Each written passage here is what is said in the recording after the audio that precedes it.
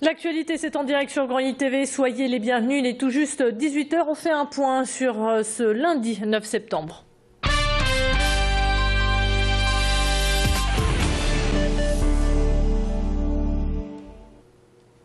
Et on démarre cette édition avec la journée sans PV. Si vous n'avez pas mis de pièces dans le rodateur, rassurez-vous, vous n'aurez très certainement pas de petits papillons collés sur le pare-brise. En ce lundi, le syndicat Police Alliance appelle tous les policiers à ne pas verbaliser les petites infractions. Dans leur ligne de mire, la réforme pénale préparée par le gouvernement, mais aussi la réforme des retraites. Cette petite fleur est une manière de protester et de contourner la loi qui ne les autorise pas à faire grève. Par cette action, le syndicat espère faire connaître les difficultés que rencontrent les fonctionnaires, notamment en termes d'effectifs. Le syndicat demande plus de moyens financiers et matériels pour assurer la sécurité des citoyens. Sur la grande place de Lille, quelques fonctionnaires du syndicat Alliance ont distribué des tracts objectifs alerter la population. Alors qu'en pensent justement les Lillois? Voici quelques réponses au micro de Tanguy Lécluse. Je trouve que l'image de la police elle est assez négative et alors qu'au final ils font que leur métier quoi, donc voilà. Ils ont plein de choses à faire dans le pays qui sont quand même plus importantes que mettre des PV et donc ils doivent répondre aux attentes de la population parce qu'on paye nos impôts donc qu'ils soient plus efficaces quoi. Il y a énormément de cambriolage en ce moment et tout donc je pense qu'ils n'ont pas assez de moyens donc il faut les soutenir. En bref, suite à une rupture de caténaire survenue à la station Romarin, le trafic des tramways est actuellement interrompu entre la gare Lille-Flandre et Brossolette. Transpol a mis en place un service de bus relais. Le ministre de l'Éducation nationale a dévoilé ce matin la charte de la laïcité. Ce document devra être affiché dans tous les établissements scolaires.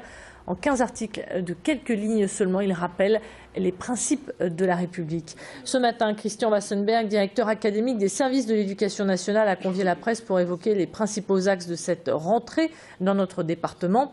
L'occasion pour nous d'aborder le sujet de la laïcité avec lui. On écoute donc son point de vue au micro d'Idil Gunaï. Je pense qu'il est important de le rappeler, ne serait-ce que parce que les élèves passent à l'école. Et les élèves qui étaient là en 2004 ne sont plus là aujourd'hui, du moins un grand nombre d'entre eux. Donc il est important de pouvoir rappeler, peut-être chaque année même, aux élèves ce que signifie une école républicaine, laïque. Et je pense que cette charte est un excellent outil qui va nous permettre d'expliquer cela très simplement. C'est un affichage, bien sûr, mais ça ne va pas se limiter à un affichage. Ce qui est souhaité, c'est que les enseignants, l'équipe éducative au complet, s'en emparent pour en parler avec les élèves. C'est la journée internationale de sensibilisation au syndrome d'alcoolisation fœtale. La consommation d'alcool pendant la grossesse peut avoir des conséquences irrémédiables sur l'enfant. Des malformations internes ou externes, des retards de croissance ou de développement pouvant aller jusqu'au handicap mental. Les troubles du comportement sont réels à partir d'1 à 2 verres par jour. Une consommation régulière et excessive met en danger la vie de l'enfant. Les professionnels de santé sont là justement pour aider. C'est pourquoi un stand d'animation a été dressé dans le hall de la maternité Paul Gelé au centre hospitalier de Roubaix, avec au programme la dégustation de cocktails sans alcool et un quiz pour tester les connaissances sur l'alcool et la grossesse. L'alcoolisation fœtale, un problème encore tabou de nos jours pour le chef de service qu'on écoute au micro d'Adélaïde Bollard. C'est réellement un problème qui est largement sous-évalué dans la population générale.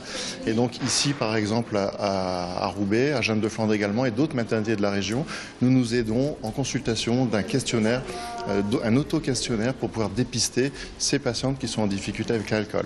Parce qu'il est vrai que autant on peut parler tabac assez facilement, l'alcool reste un sujet tabou et on a du mal, nous professionnels, à aborder le sujet, mais les patientes également à reconnaître une consommation d'alcool qui pourrait être néfaste pour leur bébé. C'est le portrait du jour. Il est champion de taekwondo et exerce le métier de policier municipal à Lille. Hassen Louami habite à Lys-les-Lanois et en août dernier, il a remporté le concours du World Police et Fire Games à Belfast en Irlande. Près de 7700 agents ont combattu sur le tatami et c'est le nordiste qui en est ressorti vainqueur. Ceinture noire, 4e dan, Hassen pratique le taekwondo depuis 27 ans. Idil Gunaï et Valentin Boudet l'ont rencontré pour nous. La politesse prime justement dans le taekwondo et dans les arts martiaux en général.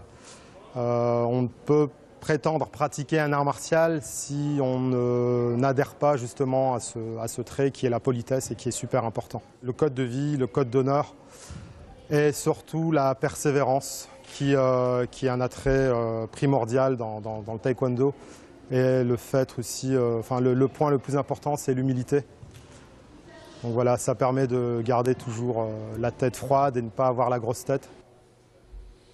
Sport toujours, comme chaque lundi, Guillaume van der Schaak, le rédacteur en chef de Sprint, nous fait un résumé des résultats sportifs du week-end. Ce matin, avec Adrien Lanois, il a abordé le meeting Perchin-Lille qui s'est déroulé ce week-end avec la présence de Renaud Lavillenie, champion olympique en titre au saut à la perche. C'était assez inédit entre le Palais des Beaux-Arts et la préfecture. Ils avaient installé un sautoir. Alors ça a été une vraie réussite. Entre 4 et 5 000 personnes s'étaient amassées pour venir voir Renaud Lavillenie sauter. Renaud Lavillenie qui est quand même champion olympique en titre à Londres. C'était une très très belle compétition remportée par un Grec qui a franchi une barre de 5,81 m, le Grec Konstantinos Philippidis, j'ai réussi à le dire. Mais alors chose assez inhabituelle, Renaud Lavillenie a pu continuer à sauter avec l'autorisation de ses concurrents même s'il était éliminé. Et il a continué à faire le show puisqu'il a franchi une barre derrière à 5,86 m. Donc c'est lui qui est allé le plus haut. C'est la fin de cette édition. À suivre votre météo.